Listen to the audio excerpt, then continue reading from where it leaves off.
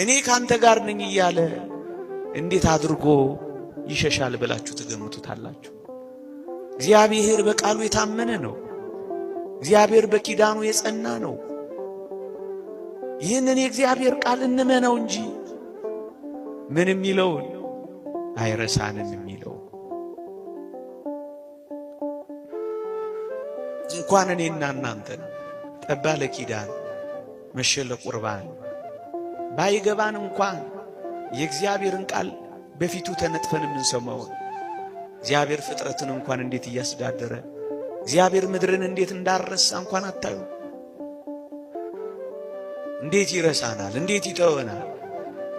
ለዚህ ነው አረሳሽም ከቶም ቢሆን አልጥልሽም በእጄ መዳፍ ቀርጬሻለሁና የሚለው ጭንካር የተበሳበትን እንዴት ይረሳል? ዋጋ የከፈለበትን እንዴት ችላ ይላል? ይህ ምንኛ የሚያጽናና ቃል ነው። ኦርቶዶክሳውያን ከዚህ ጋር አብሮ ነው የሚሄደው። እኔ ካንተ ጋር እሄዳለሁ አሳረፍህም አለው እኮ የሚለው ለዚህ ነው ወገኖቼ። የእግዚአብሔር ሰዎች ስንሆን እመኑኝ እግዚአብሔር ብቻውን የተወው ሰው የለም። እግዚአብሔር ብቻውን የጣለው ሰው ከቶም ቢሆን በመጽሐፍ አላየንም፣ በአባቶቻችንም አልሰማንም።